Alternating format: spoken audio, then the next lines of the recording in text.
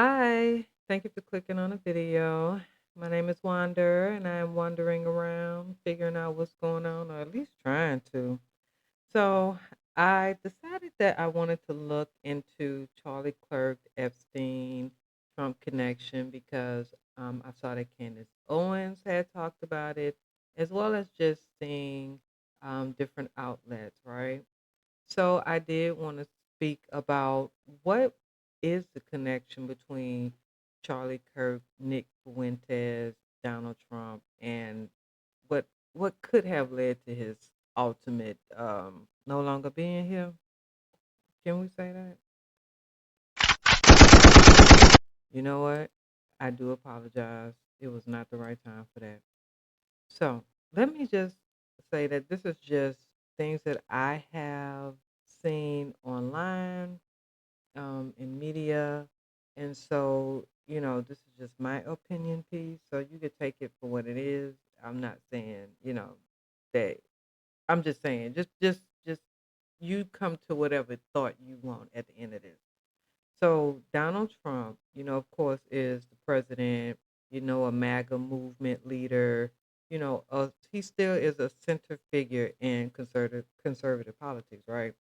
Now, Kirk was the founder of Turning Point USA. It's like a leading conservative youth organization and media personality. That's what he was doing because he was also traveling with Candace Owens at one period in time. He was a very strong supporter of Trump and a key voice for a lot of the young MAGA activists. You know what I mean? And now here come Nick Fuentes. Now, that name might sound familiar to some of my kinfolks, of the skin folk type, because Kanye, he's one of Kanye homeboys. But Nick Fuentes, he's a far right commentator. He's an activist as well. He's often critical of mainstream conservatives like Kirk for being too moderate. Um, he admired Trump, don't get me wrong, yet frequently pushed back on different radical stances that he did adopt, right? So um, I don't necessarily know exactly when they all met, but here's what I was able to pull, right? So, as you know, or if you don't know, in mid 2025, Kirk publicly called for the full release of the Epstein files, or the so-called Epstein files, to let let the Republicans tell you it's not real. But he called for the Epstein file, the documents related to Jeffrey Epstein that many in the public and within mega circles believe contain records of connection between Epstein and high-profile individuals, right? So Kirk criticized the delay in the transparency, urging the Trump administration, the Department of Justice, and others to disclose what they have. Now, this was in July 2025. Kirk said on an episode of the Charlie Kirk show to the Epstein case, pressing the administration to act, right? So on September 9th of the same, of course, 2025, he hosted another podcast titled Do We Have the Epstein Files or Not? Interviewing guests like Liz Wheeler and Mike Davis. In that episode, he again pushed for the files to be released unredacted, arguing that the public had the right to know. Now, Trump and the mega response, you know them people. Like I don't understand. At one point they wanted it, the next moment they didn't. So if somebody know why the change of heart, please let me know because I don't know. But Trump and his allies have given mixed signals. At times, Trump has appeared concerned, discouraged, prolonged, and focused on Epstein in favor of moving forward. Right now, the Attorney General Pam Bondi, the older-looking white lady, and other DOJ officers have been under pressure from within conservative ranks to either unseal or share more information. Some claims, such as the existence of a clients list of prominent people, have been disputed by government findings with the DOJ. The DOJ later concluding there was no credible evidence of such a list. Now, listen, if they don't even want to tell you that the list exists, how they gonna tell you that they don't found a contact list? And you mean to listen for my people that know, you got a contact list of your Happy Medicine Man. You have the number to the pizza spot, the Chinese food. So if I got a contact list of my those people, I know damn well. You hear what I'm saying? But anyway, that's not why we're here. We're here to talk about this. Now, the timing in all this, right? So now let's look at this now. Now here's where the timing becomes especially notable, right?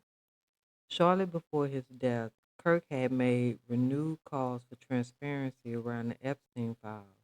Now, September 9th, the podcast was just one day before his fatal shooting at the Turning Point USA event in Utah.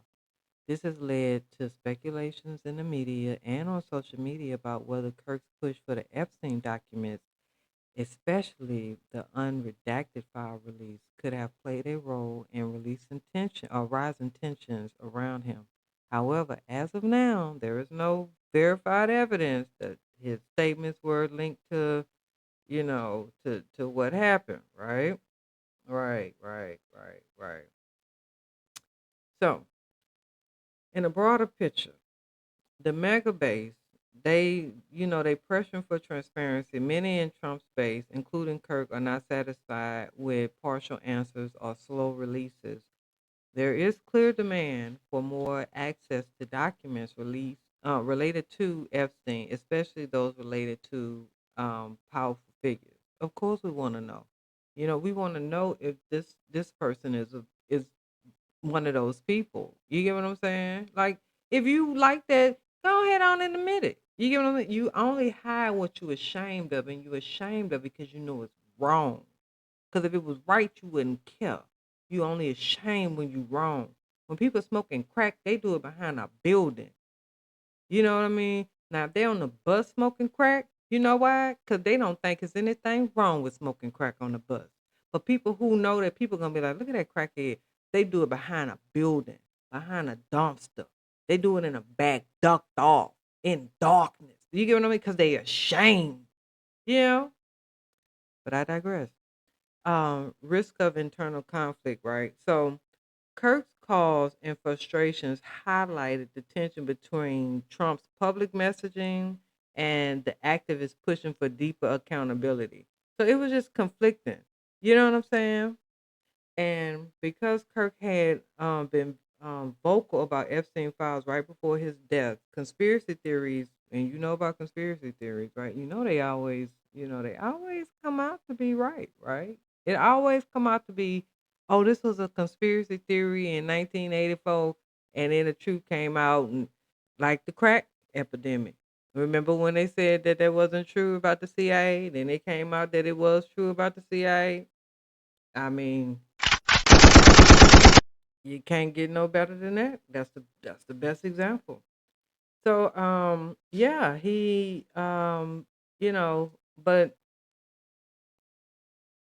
they still got to investigate what's going on with it, right? They really do. So I mean, Kirk was increasingly vocal about these Epstein files. Keep that in mind. He was demanding full transparency, particularly in interviews and podcasts in July and again in early September. Then just one day after one of those renewed calls, he was fatally pugned. I mean, the timing and the subject matter of his last public statements have few speculation, especially because the Epstein files remain a political charge and partially unreleased matter. Because you remember when they released those files, it literally was everything was redacted. I mean, it was complete. All you seen is page numbers. That's it. While Trump remains in the center of the story, both as someone Kirk addressed his concerns to and someone whose political base is invested in the outcome. No evidence currently confirms any direct connection between Kirk's demand for those documents and his death, but it remains a matter of public interest, rumor, and pending investigation on what's going on. You know what I'm saying? Ah, so now, as far as with Kirk and Fuentes, they actually met at an event that Trump was having. I want to say this was at his at Mar-a-Lago, yeah, his golf course. So this was in November 2022. Oh, yeah, in November 2022, Donald Trump hosted Kanye West at his Mar-a-Lago estate. West brought Nick Fuentes as a guest. The dinner set off a firestorm, raising questions about Trump's willingness to associate with extremist voices. Trump later claimed he did not know who Fuentes was, but the meeting gave Fuentes new visibility and sparked backlash from both Republicans and Democrats. So, Trump remains the center. Kirk continues to provide, well, he did provide that mainstream youth pipeline into the mega movement. And Nick Fuentes he was hovering around. He praised Trump sometimes. He attacked Trump sometimes. He tried to pressure figures, you know, because he felt that Kirk wasn't far right enough. Now that's crazy when Fuentes felt that Kirk wasn't enough to the far of the right of it all. But anyway, that's all I had. Drop your comments, like, share, and subscribe, please. Thank you.